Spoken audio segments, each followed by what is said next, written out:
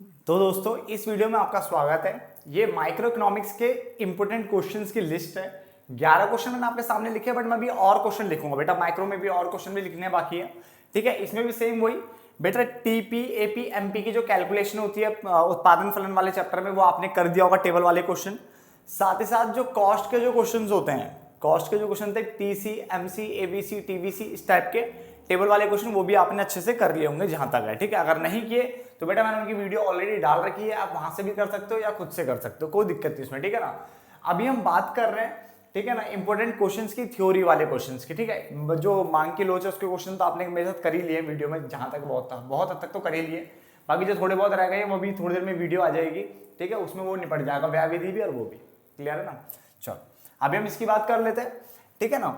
अगर किसी को अगर प्लेलिस्ट नहीं मिल रही है बेटा, व्यष्टि अर्थशास्त्र के नाम से प्लेलिस्ट है, वहां आप देख सकते हो। और उसकी जो है आर्थिक सांख्यिकी यानी अर्थशास्त्र में सांख्यिकी जो भी है, इस टाइप से कुछ हिंदी में मैंने लिखा हुआ प्लेलिस्ट बनी हुई है, जिसमें सांख्यिकी के यानी स्टैट के सारे चैप्टर हैं। और इसके तो मैंने व्यष्टि अर्थशास्त्र लिखा हुआ है, सीधे सीधे मिल जाएगा, तो ठीक है ना, मिल जाएंगे चैप्टर्स। बात करते हैं सबसे पहले वास्तविक और आदर्शात्मक अर्थशास्त्र में अंतर लिखिए, यानी जो पॉजिटिव इकोनॉमिक्स, जिसको हम सकारात्मक भी बोलते हैं, तो पॉजिटिव इकोनॉमिक्स और आदर्श यानी, और दूसरा क्या, नॉर्मेटिव यानी आदर्शात्मक जो इकोनॉमिक्स था, उसके बीच में अंतर आपको पढ़ना है। इसमें यार मैंने दोबारा बोला, इसके ऊपर क्वेश्चन बहुत ज्यादा बनता है। साथ ही साथ ये भी याद रखना है कि अंतर क्या होता है। जो नॉर्मेटिव था मैंने उसमें कहा था चाहिए चाहिए ऐसा वर्ड लगता है, तो चाहिए समझ जाना कि वो उसमें ओपिनियन टाइप की दी जाती है, ठीक है ना, ध्यान रखना इस चीज को। और जो आपका पॉजिटिव यानी जो वास्तविक होता है, उसमें मैंने ये बताया था, उसको आप क्या वेरीफाई कर सकते हो, इस टाइप से समझाया था ना, तो ध्यान से प्लीज थ्योरी पढ़ लेना। देन उसके बाद बाजार अर्थव्यवस्था और केंद्रीय अर्थव्यवस्था, केंद्रीय योजनाबद्ध अर्थव्यवस्था आपने पढ़ा था। बाजार, केंद्रीय योजनाबद्ध और मिश्रित आपने पढ़ा हुआ है, जिससे भारत एक मिश्रित अर्थव्यवस्था है, ठीक है। तो उसमें से खासकर ये दो जो है आपको ज्यादा अच्छे से पढ़ने हैं, ठीक है। मैं दोबारा बोल रहा हूँ, पढ़ना आपको सारा ही है, बट इन क्वेश्चनों पे ज्यादा आपको फोकस करना है, ठीक है ना। इनके अंदर ही कहीं ना कहीं घूम करके क्वेश्चन बन जाएगा। उसके अलावा उत्पादन संभावना वक्र किसे कहते हैं, और उत्पादन संभावना वक्र की विशेषताएं लिखिए। ये विशेषताएं आपको पता होनी चाहिए। जब आप विशेषता पढ़ोगे तो बेटा उसमें देखो, आपको ये पता होना चाहिए कि उत्पादन जो संभावना वक्र है, आपको पता है वो कॉनकेव होता है बेटा। क्या होता है? कॉनकेव बनता है। और साथ साथ एमआरटी उस टाइम पे बढ़ता है या फिर क्या है, घटता है, ठीक है ना, ये आपको देखना पड़ेगा। तो एमआरटी यहाँ पे क्या मैंने लिखवा रखा है, यहाँ पे एमआरटी आपका डिक्रीज होता है बेटा। क्या होता है? डिक्रीज होता है, ठीक है ना। सॉरी, एमआरटी जो है यहाँ पे इंक्रीज होता है। क्या होता है? इंक्रीज होता है। इसके कारण यहाँ पे ये हमारा क्या होता है, ये कॉनकेव बनता है, ठीक है। तो इस टाइप की चीजें आपको पता होना चाहिए, एमआरटी घट रहा है या एमआरटी बढ़ रहा है, क्योंकि इस टाइप की चीजें आपसे ज्यादा से ज्यादा यहाँ पे पूछा जाता है। समझ में आ गया ना। तो आपको ये एमआरटी वाली बात याद रखनी है, क्योंकि आपका पीपीसी का कुछ इस तरह का बनता है बेटा, ये ऐसे गुफा की तरह है, ठीक है। इसको कॉनकेव बोलते हैं। क्या बोलते हैं?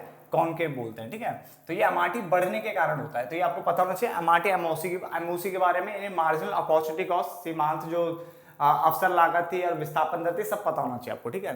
देन उसके बाद केंद्रीय समस्या है, क्या कैसे और किसके लिए उत्पादन किया जाए। देखो कितने अच्छे से टॉपिक है। पहला वास्तविक और आदर्शात्मक अर्थशास्त्र में अंतर। नंबर 2 बाजार अर्थव्यवस्था और केंद्रीय योजनाबद्ध अर्थव्यवस्था में अंतर। कॉपी में टिक लगा लो, जो आपने नोट्स में रखे टिक लगा लो, फटाफट से इनको रट्टा मार के घोल के पी जाओ, ठीक है। उत्पादन संभावना वक्र किसे कहते हैं, उसकी विशेषताएं आपको पता होना चाहिए। क्लियर हो गया।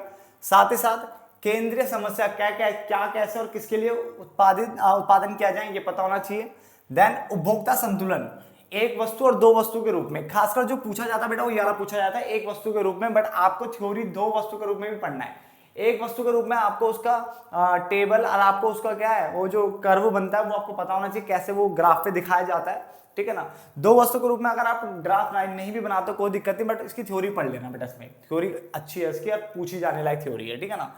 तो उसके बाद तटस्थ वक्र किसे कहते हैं, इंडिफरेंस जो कर्व है वो क्या होता है, और इसकी भी विशेषता है। और इसमें आपको बेटा एमआरएस पढ़ा जाता है। क्या पढ़ा जाता है? एमआरएस।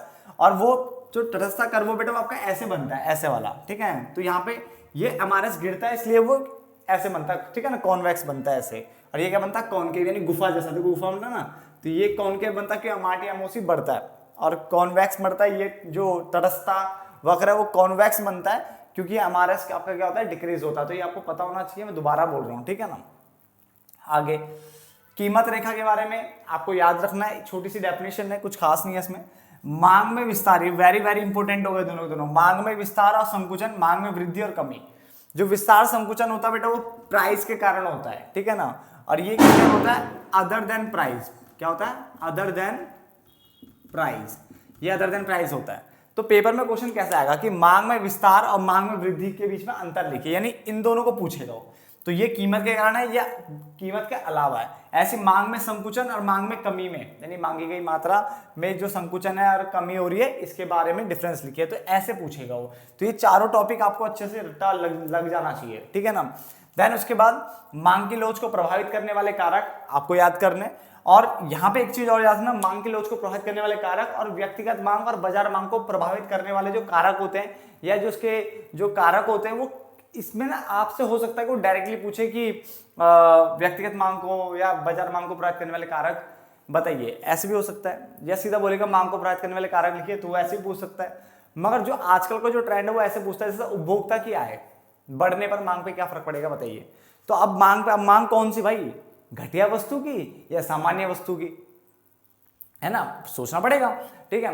ये जो हमारा रुचि प्राथमिकता पे के कारण क्या है, क्या फर्क पड़ता है, मतलब किसी पर्टिकुलर पॉइंट के ऊपर क्वेश्चन दे सकता है। इसलिए आपको ये पॉइंट सारे पढ़ने और डीप तरीके से पढ़ने इन दोनों को, क्योंकि इसके किसी भी क्वेश्चन किसी भी पॉइंट के ऊपर क्वेश्चन बनाया जा सकता है, ठीक है। तो फटाफट से नोट डाउन करो। 11 क्वेश्चन मैं भी और क्वेश्चन लिख रहा हूं आपके लिए, जो कि आपको पढ़ने हैं बेटा इसके अंदर।